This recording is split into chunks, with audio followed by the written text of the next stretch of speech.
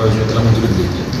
परंतु त्याच काळामध्ये आपल्याला शासनातर्फे निर्देश आले की वर्ल्ड बँक आणि आपली जी अर्बन डेव्हलपमेंट डिपार्टमेंट आहे आणि मित्रा या सगळ्यांच्या संयुक्त विद्यमानं ह्या प्रोजेक्टचं फायनान्सिंग जे आहे ते वर्ल्ड बँकच्या प्रोजेक्टच्या फायनान्समध्ये घ्यावं असे निर्देश आले. आम्ही सुरुवातीला जो DPR बनवला होता तो साधारणतः 1600 कोटीच्या आसपास बनलेला होता. परंतु इनिशियल आम्ही जेव्हा ही योजना प्लॅन केली सोलापूर शहरामध्ये त्यावेळेस ती योजना साधारणतः नगरोत्थान योजनेमध्ये प्लॅन केली होती आणि त्याच्यामध्ये आम्हाला साधारणतः 25 ते 30% शेअर आपला असतो राज्य शासनाच्या योजनेमधून. त्यामुळं आमची जी आर्थिक क्षमता आहे त्याच्या अनुषंगानं आपला शेअर वाढेल या अनुषंगानं आम्ही तो मग जो आमचा DPR होता तो आणि जी स्कीम होती ती रिस्ट्रिक्ट करून 892 आपण बसवली. पण ओरिजिनली आपल्याला ती योजना जी होती त्यातल्या पण काही मग ESR आणि ज्या ठिकाणी आता सध्या पॉप्युलेशन कमी आहे असे भाग आम्ही त्यात वगळले होते. त्याच्यामध्ये एकमेव उद्देश हा होता की आपल्याला ते आर्थिक ताण पडू नये आणि आपल्याला जे सध्या 4-5 दिवसांनी किंवा 6 दिवसांची पाणी होती ते लवकरात लवकर आपल्याला पूर्ववत करून नागरिकांना दररोज पाणी आणि 24/7 पाणी देण्याचा आपला प्रयत्न पूर्ण करता येईल, शासनाचा मानस पूर्ण करता येईल. परंतु वर्ल्ड बँकेकडे जेव्हा आम्ही पुन्हा आमचा जो ओरिजिनल 892चा जो DPR आणि जो TS होता त्याला TS पण मिळालेलं होतं MJPकडून ते आम्ही वर्ल्ड बँकला सादर केला. वर्ल्ड बँकेनं आम्हाला असं सुचवलं की हा जो प्रोजेक्ट आहे तो डिझाईन, बिल्ड आणि ऑपरेट या तत्वावर राबवला जावा. म्हणजे जसं आपण बघितलं असेल की जसं हायवेमध्ये एखादा कॉन्ट्रॅक्टर असतो तो स्वतः बांधतो आणि साधारण 5 वर्ष 10 वर्ष तो मेंटेन करतो.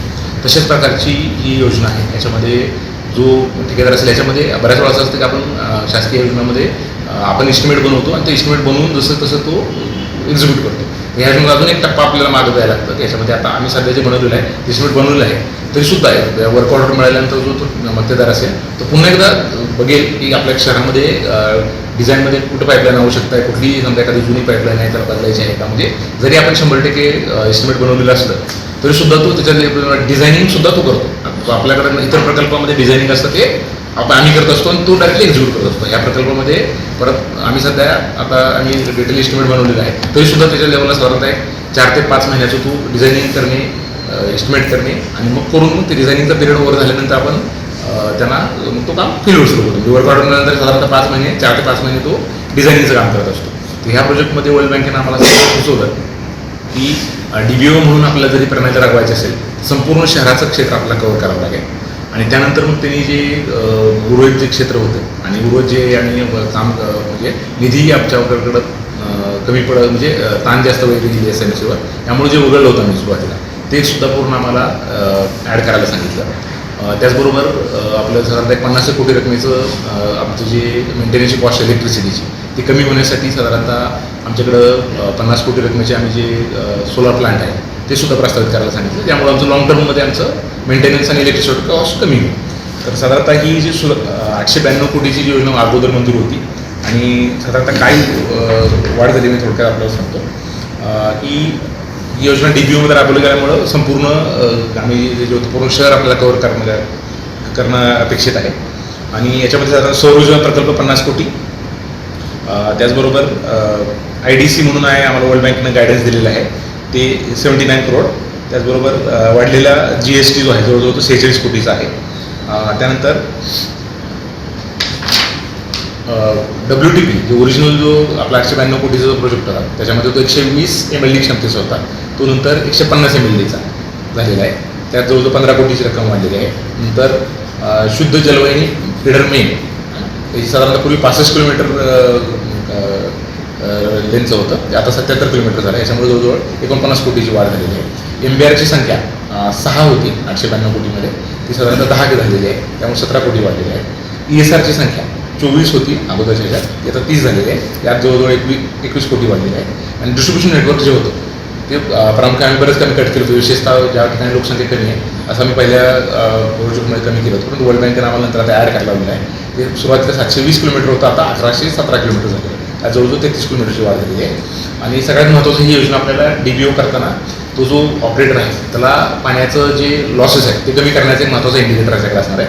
त्यासाठी आम्ही सुरुवातीच्या प्रोजेक्टमध्ये फक्त आम्ही 40,000 ऑटोमॅटिक मीटर्स पकडले होते.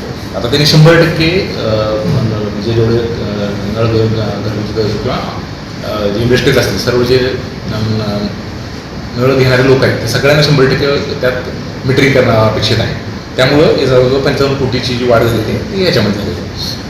तर ही जी पूर्ण आर्थिक वाढ झालेली आहे ती आपल्याला वर्ल्ड बँकेचा आणि आपले जे डिझाईन पिरियड होता तो साधारणतः 2030 पासून 60 पर्यंत करण्यात आला. सुरुवातीचा 2027 ते 57 असा होता.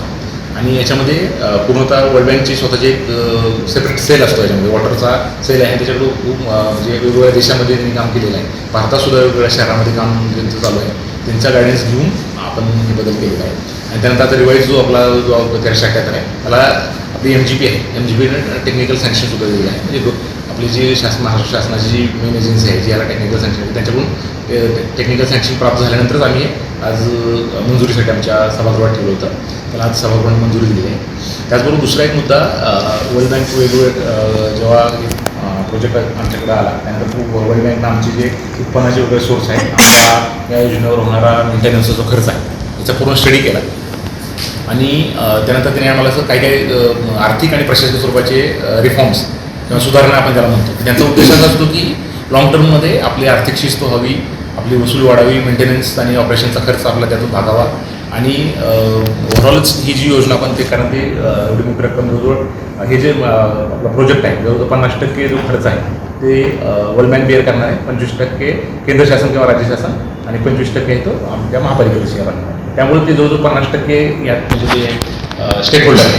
त्यामुळे ते असं बघतात की ही योजना पूर्ण त्याचं डिझाईन पिरियड म्हणजे 60-30 वर्षाचं जे तिचं आहे ते चालावी. त्या दृष्टीने मग जे काही रिफॉर्म करणं आवश्यक आहे असं त्यांनी आम्हाला साधारण 4-5 गोष्टींचा रिफॉर्म त्यांनी आम्हाला सांगितलं होतं. त्यातलं महत्त्वाचा रिफॉर्म असा होता की आपली कर प्रणाली आहे ते साधारणतः 2004मध्ये आपलं असेसमेंट झालेलं आहे. गेल्या 20 ते 21 वर्षापासून आपल्या शहरामध्ये कुठलीही करवाढ पण झालेली नाही आहे, भाववाढ पण म्हणजे आणि त्या टॅक्सेसच्या असेसमेंटमध्ये पण मेजर सर्व बदल झालेले नाही आहे. मग त्यांनी असं आम्हाला सांगितलं की आणि ती जी आपली जी टॅक्सेशन प्रणाली आहे ती ॲन्युअल रेंटल व्हॅल्यू म्हणजे त्याला म्हणजे आपण रेंट कॅल्क्युलेट करतो, नोशनल रेंट कॅल्क्युलेट करतो आणि त्यानंतर आपण मग त्याला काहीतरी वेगळं प्रत्येकाचं आपण स्लॅब ठरवून दिले त्यानुसार आकारणी करतो. बरीच किचकट प्रणाली आहे. त्यात सामान्य माणसाला किंवा कोणालाही ते कळत नाही.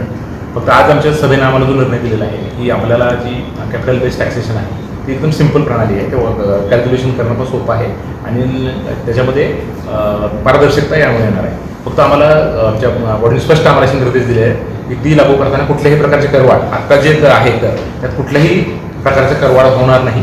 आणि त्याच्यामध्ये फक्त आपलं जे रेकॉर्ड असेल जेव्हा आम्ही आणि त्यासाठी एक सेपरेट प्रस्ताव आम्हाला सादर करायला सांगितलेला आहे. ते सध्या जेव्हा आम्ही तो प्रस्ताव सादर करू ते सुद्धा आमची महापालिकेची जी महासभा आहे त्याच्या मान्यतेनेच होईल. आणि त्याच्यामध्ये आम्हाला स्पष्ट त्यांनी निर्देश दिलेले आहे की त्यात कुठल्याही प्रकारचे करवाढ त्यात ते मंजूर करणार नाही आणि करवाढ न करताच ती प्रणाली इम्प्लिमेंट करायची. याचा उद्देश हाच आहे की ती ट्रान्सपरन्सी यावी आणि ते कॅल्क्युलेशन करणं. आणि बऱ्याच वेळा असं होतं की म्हणजे एकाच भागातल्या वेगवेगळ्या 2 घरांना वेगवेगळ्या प्रकारचे दर लागत असतात. म्हणजे बऱ्याचशा विसंगती आहेत. जुनी पद्धत जुन्या पद्धतीची आहे. आपल्या महाराष्ट्रातल्या बऱ्याचशा शहरामध्ये पुणे, मुंबई आहे, कोल्हापूरमध्ये आहे, अशा बऱ्याचशा महानगरपालिकांमध्ये ही लावलेली आहे. याच्यामध्ये फक्त नागरिकांना आम्ही पुन्हा एकदा आश्वस्त करतो इच्छुक आहे म्हणजे कुठल्याही प्रकारचे करवाढ आम्ही प्रस्तावित करत नाही आहे. हे फक्त आपल्या लॉंग टर्ममध्ये आपल्याला नागरिकांना सुद्धा जसं इन्कम टॅक्स पूर्वी कसं कॉम्प्लिकेटेड होता शासनानं हळूहळू तो सिम्प्लिफाय केला. सेम तोच उद्देश ह्याचा आहे की सिम्प्लिफाय होणे. शेवटी कर काय लावायचा, किती लावायचा, काय नाही लावायचा हा पूर्ण आमचा जो सार्वभौम अधिकार आहे आमच्या महापालिकेच्या महासभेचा आहे. महापालिकेच्या सभेने आम्हाला निर्देश दिलेले आहेत की कुठल्याही प्रकारचे करवाढ आपण करणार नाही. Rajmudra Residency Phase 3 Individual Luxury Bungalow.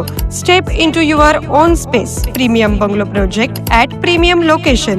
Rajmudra Residency Phase 3 Balasaheb Thackeray Chowk near CNS Hospital, Degaon Mangalvedha road, Laxmipeth, Solapur. Talk to us on 7066942570 or 8855055533. Enjoy luxury living space.